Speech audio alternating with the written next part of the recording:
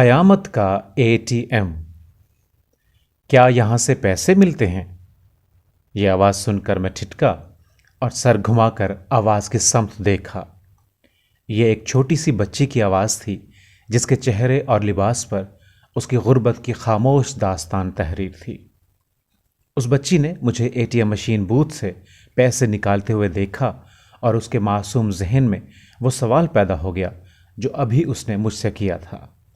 میں نے کہا کہ ہاں بیٹا، یہاں سے پیسے ملتے ہیں۔ اس نے فوراً اگلا سوال بڑی معصومیت کے ساتھ داغ دیا، کیا سب کو یہاں سے پیسے ملتے ہیں؟ میں نے جواب دیا کہ نہیں، جس کے پیسے بینک میں ہوتے ہیں صرف اسی کو ملتے ہیں۔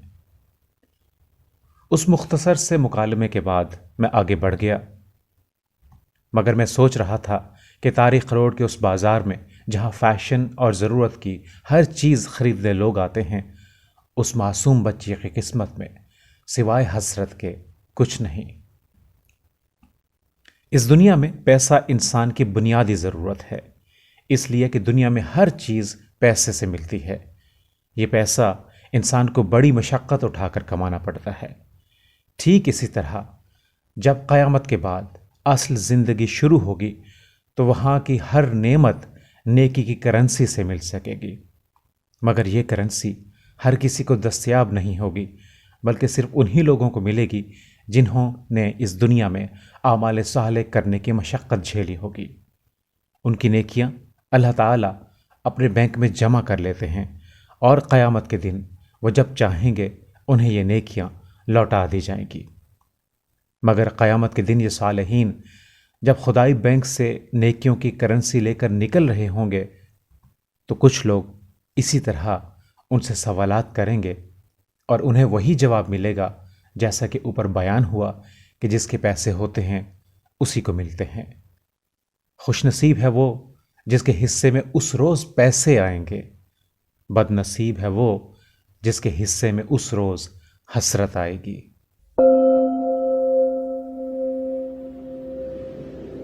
اپنے اعمال آج تولیے۔ آج میں آپ کو ایک راز کی بات بتانا چاہتا ہوں۔ عارف نے مجلس کے آغاز میں جب یہ بات کہی تو ہر سننے والا ہمہ گوش ہو گیا، گرچہ اس سے قبل بھی ان کی پوری توجہ عارف ہی کی طرف تھی۔ وہ ایک وقفے کے بعد دھیرے سے بولے، آج میں آپ کو یہ بتانا چاہتا ہوں کہ اسی دنیا میں رہتے ہوئے آپ جان سکتے ہیں کہ روز قیامت میزان میں آپ کا نیکی کا پلڑا بھاری ہوگا یا گناہوں کا۔ یہ کہہ کر وہ دوبارہ ٹھہر گئے۔ اس وقفے کا فائدہ اٹھا کر ایک صاحب گویا ہوئے، جس کے نیک عمل گناہوں سے زیادہ ہوں گے اس کی میزان بھاری ہوگی، کیا اس کے علاوہ بھی اعمال تولنے کا کوئی طریقہ ہے؟ آپ نے درست کہا، مگر یاد رکھنے کی بات یہ ہے کہ وہاں اعمال کی گنتی ہی نہیں ہوگی بلکہ ان کی تول بھی ہوگی۔ پہلے مرحلے میں نامہ اعمال پیش ہوگا، اس میں ہر عمل لکھا ہوا ہوگا، مگر میزان کا معاملہ جدا ہے۔ میزان میں تو ان اعمال کا وزن ہوگا، اسی وزن پر انسان کی نجات، بلندی درجات یا پکڑ کا حتمی فیصلہ ہوگا۔ عارف یہ کہہ کر رکے تو ہر چہرے پر ایک سوال پیدا ہو چکا تھا۔ عارف دوبارہ بولے، میں یہ اس لیے بتا رہا ہوں کہ آپ جیسے نیک لوگ اپنے نیک اعمال کی کثرت کے باوجود قیامت کے دن کہیں محرومی کا شکار نہ ہو جائیں، اس لیے اللہ کی تول سے قبل آج ہی اپنی تول کر لیں۔ یہ کہہ کر عارف پھر رکے تو ان کے قریب بیٹھے ہوئے ایک شخص نے ذرا گھبرائے ہوئے انداز میں کہا، جناب آپ تو آج بہت ڈرا رہے ہیں۔ ہاں، مگر یہ علم ضروری ہے، یہ علم نجات کے لیے بھی ضروری ہے اور بلندی درجات کے لیے بھی ضروری ہے۔ کہیں ایسا نہ ہو کہ قیامت کے دن خدا نہ کرے ہم کسی محرومی کا شکار ہو جائیں۔ یہ کہہ کر عارف نے ایک سرے سے دوسرے سرے تک حاضرین پر نظر ڈالی۔ لوگ بالکل خاموشی سے ان کی طرف متوجہ تھے۔ وہ بولے، ہم اس لیے محروم رہ جائیں گے کہ روز قیامت ہمارے نامہ اعمال میں ہر نیکی ہوگی، نماز، حج، روزہ، زکوٰۃ، مگر ہمارے پاس ان اعمال کی روح نہیں ہوگی۔ چنانچہ روز قیامت جب ہمارے بہت سارے اعمال کو میزان میں رکھا جائے گا تو معلوم ہوگا کہ ان کا وزن تو بہت کم ہے۔ دوسری طرف ہمارے گناہوں کا معاملہ بھی بڑا عجیب ہوگا۔ یہ گناہ ہماری تول میں برائی کے پلڑے کو بھاری کرنے کا سبب بن جائیں گے۔ مگر گناہ تو تھے ہی نہیں، ہم نے زنا نہیں کیا، قتل نہیں کیا، زمین میں فساد نہیں کیا؟ ایک صاحب نے کچھ احتجاجی لہجے میں گفتگو میں مداخلت کی۔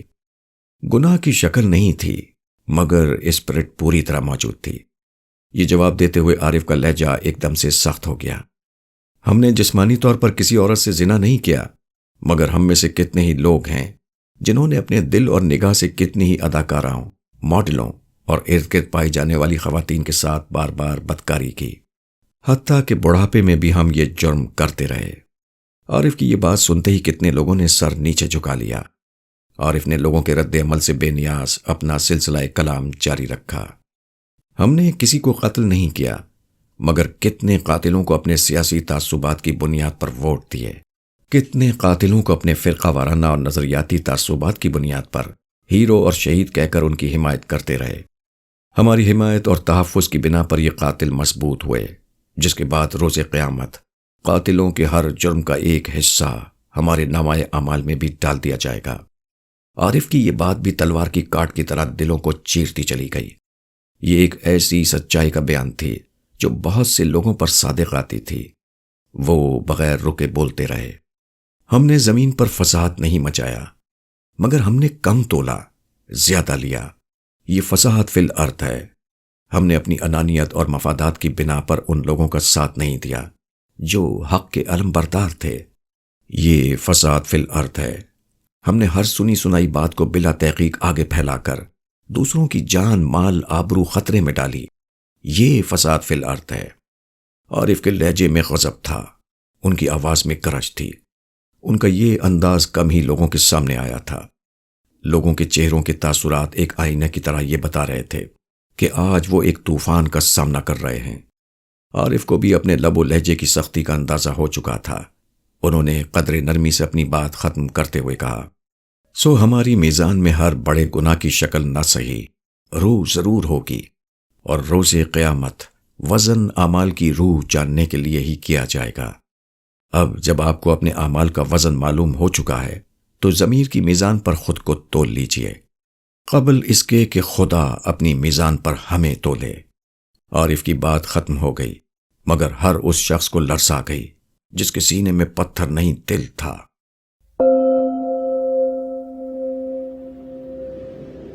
شارون اور فرعون۔ ایریل شارون اسرائیل کے وزیر اعظم ہیں۔ اسرائیل کو عظیم سے عظیم تر بنانا ان کا مشن اور فلسطینیوں کا قتل عام ان کا شغل رہا ہے۔ بقول ان کے وہ فلسطینیوں کو ناشتے میں چٹ کر جاتے ہیں۔ دنیا بھر میں ان کی شہرت اس وقت ہوئی جب صابرا اور شتیلا کے کیمپوں میں ان کے زیر نگرانی انتہائی وحشت اور درندگی کا مظاہرہ کرتے ہوئے فلسطینیوں کا قتل عام کیا گیا۔ حال ہی میں شارون کی طبیعت خراب ہوئی اور 77 سال کی عمر میں ان پر فالج کا اٹیک ہوا۔ وہ مفلوج ہو کر کومے میں چلے گئے اور دنیا کے سامنے بے کسی کی تصویر بنے پڑے ہیں۔ کافی عرصے سے وہ اسی حال میں ہیں اور ڈاکٹر ان کی جان بچانے کی کوشش میں ہیں۔ ان کے متعلق حال ہی میں یہ اطلاع آئی ہے کہ انہوں نے لمحے بھر کے لیے اپنی آنکھیں کھولیں تو ان میں آنسو تھے۔ یہ سن 2006 کا شارون ہے۔ اب آئیے 3500 سال قبل کے فرعون کی طرف۔ قرآن پاک میں بیان ہوا ہے کہ فرعون نے ساری زندگی اللہ تعالیٰ اور اس کے پیغمبر حضرت موسیٰ علیہ السلام کی نافرمانی کی۔ بنی اسرائیل کو اس نے بدترین عذاب دیے۔ آخرکار اللہ تعالیٰ کے حکم سے حضرت موسیٰ علیہ السلام نے اپنی قوم کے ساتھ ہجرت کی۔ فرعون اور اس کے لشکر نے ان کا تعاقب کیا۔ راستے میں سمندر آ گیا۔ اللہ کے حکم سے سمندر حضرت موسیٰ علیہ السلام کے لیے 2 حصوں میں تقسیم ہو گیا اور وہ اس کے پار گزر گئے۔ فرعون اور اس کے لشکر نے تعاقب کی کوشش کی، مگر ان کے پار ہوتے ہی سمندر کا پانی آپس میں مل گیا۔ فرعون ڈوبنے لگا تو موت کو سامنے دیکھ کر اس کے ہاتھ پاؤں پھول گئے۔ اس نے کہا کہ وہ موسیٰ علیہ السلام کے رب پر ایمان لے آیا، مگر اس وقت اس کا ایمان لانا بے فائدہ ہو چکا تھا۔ موت زندگی کی سب سے بڑی حقیقت ہے، مگر انسان اسے بھولے رہتا ہے۔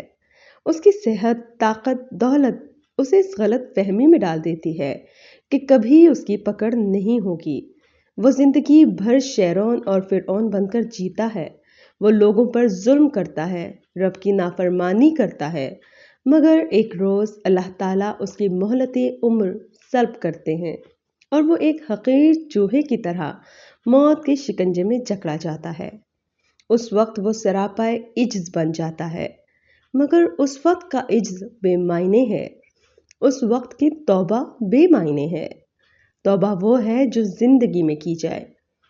عقل مند انسان وہ ہے جو اس بات کو زندگی میں سمجھ لے، وگرنہ موت کی بے کسی ہر کسی پر طاری ہونی ہے۔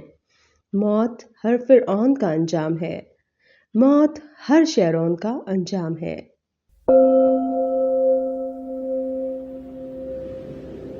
آج کے بے ایمان۔ حضرت شعیب علیہ السلام کو اللہ تعالیٰ نے اہل مدین کی طرف رسول بنا کر بھیجا۔ اہل مدین کوئی اور نہیں حضرت ابراہیم کی اولاد میں سے تھے، مگر وقت گزرنے کے ساتھ ان میں طرح طرح کی برائیاں پیدا ہو گئی تھیں۔ اس دور کی دیگر اقوام کی طرح یہ لوگ بھی شرک کا شکار تھے۔ حضرت شعیب علیہ السلام نے انہیں بہت سمجھایا، مگر وہ باز نہ آئے۔ آخر کار اس قوم پر زلزلے کا عذاب آیا اور پوری قوم تباہ کر دی گئی۔ قرآن کریم میں اللہ تعالیٰ نے شرک کے علاوہ ان کے ایک اور مرض کا بھی ذکر کیا ہے، وہ یہ کہ لوگ ناپ تول میں ڈنڈی مارتے تھے۔ قرآن میں ہے کہ جب حضرت شعیب علیہ السلام نے انہیں اس حوالے سے سمجھایا تو انہوں نے طنزیہ جواب دیا کہ اے شعیب، کیا تمہاری نماز تمہیں یہ سکھاتی ہے کہ ہم اپنے مال میں اپنی مرضی کے مطابق تصرف نہ کر سکیں؟ بس تم ہی ایک دانش مند اور راست باز رہ گئے ہو۔ یہ واقعہ ہمیں بتاتا ہے کہ منافع کمانے کے ناجائز طریقے اللہ تعالیٰ کے نزدیک کتنا بڑا جرم ہے۔ اس عمل میں چونکہ انسان جان بوجھ کر دوسرے انسانوں کو دھوکہ دیتا ہے، اس لیے اس کا دل سخت ہونا شروع ہو جاتا ہے۔ ایک وقت آتا ہے کہ وہ وقت کے پیغمبر کا مذاق اڑانے پر اتر آتا ہے۔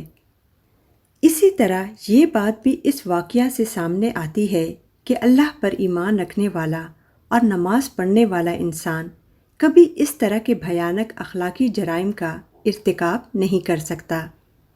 یہ اتنی واضح بات ہے کہ قوم شعیب کے کفار بھی اسے سمجھتے تھے۔ بدقسمتی سے آج ہماری مسلمان سوسائٹی میں لوگ اس بات کو نہیں سمجھتے۔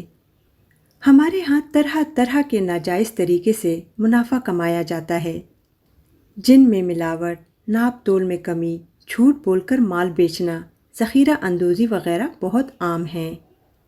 یہ کام کرنے والے لوگ دھوکے، جھوٹ اور رشوت کے ذریعے سے دنیا کے قانون کی پکڑ سے بچ سکتے ہیں، مگر قوم شعیب کا سبق یہ بتاتا ہے کہ اللہ کی پکڑ سے کوئی نہیں بچ سکتا۔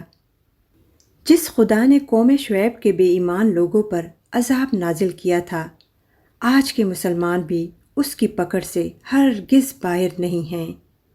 صرف فرق یہ ہے کہ قوم شعیب کے مجرمین کو گزرے ہوئے کل میں پکڑا تھا، اور آج کے بے ایمان مجرموں کو وہ آنے والے کل میں پکڑے گا۔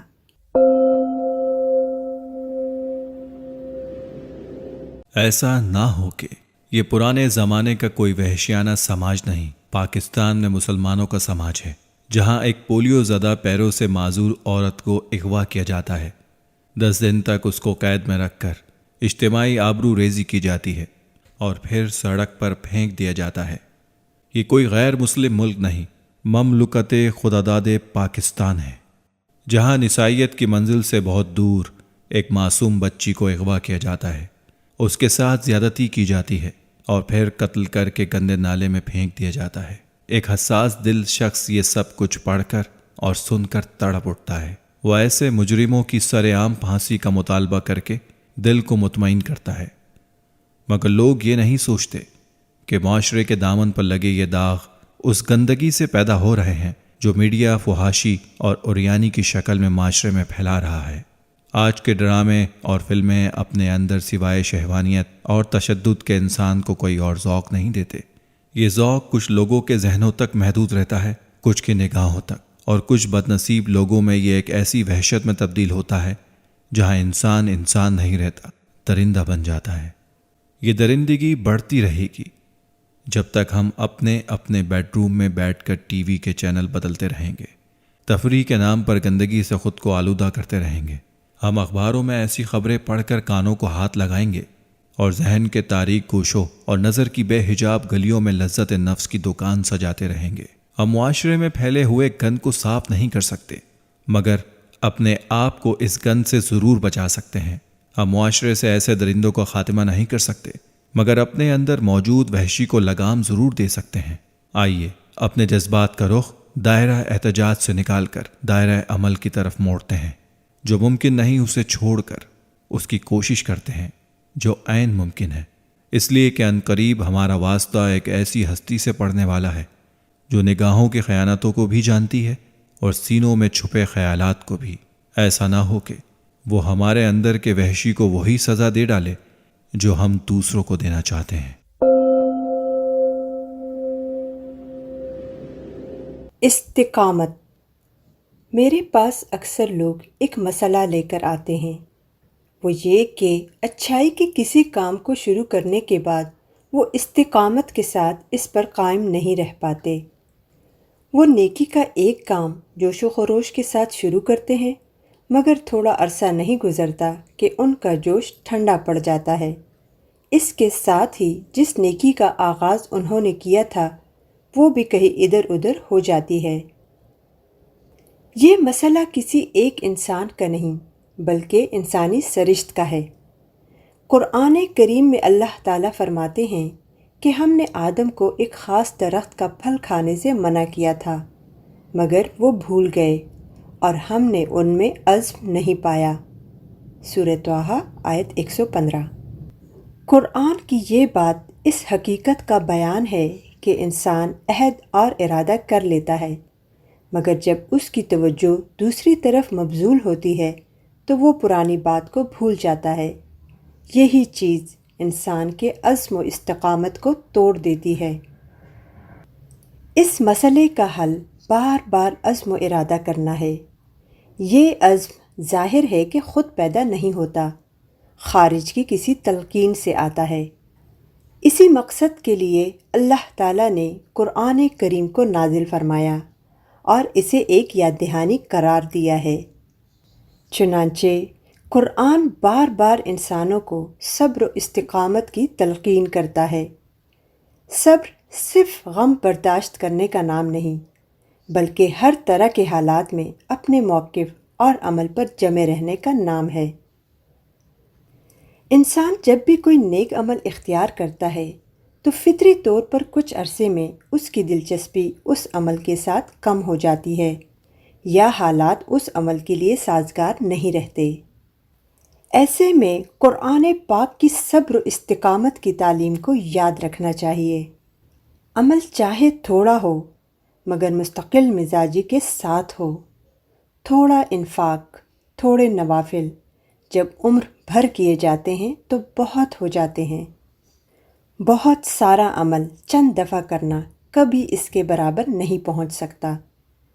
خدا کے ہاں معتبر عمل وہ نہیں جو چند دفعہ کیا جائے، معتبر عمل وہ ہے جو چاہے کم ہو مگر عمر بھر پابندی کے ساتھ کیا جائے۔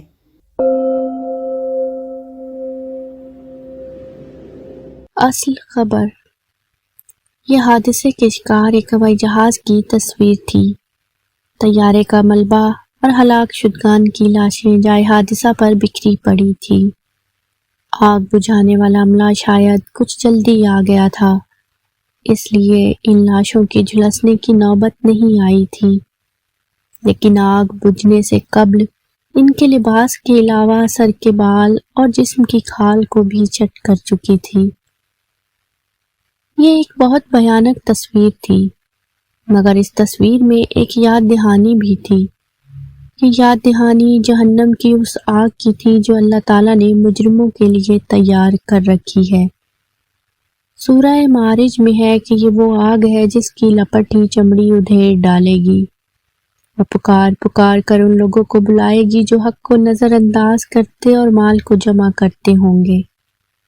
عام طور پر جہاز میں آسودہ حال لوگ سفر کرتے ہیں۔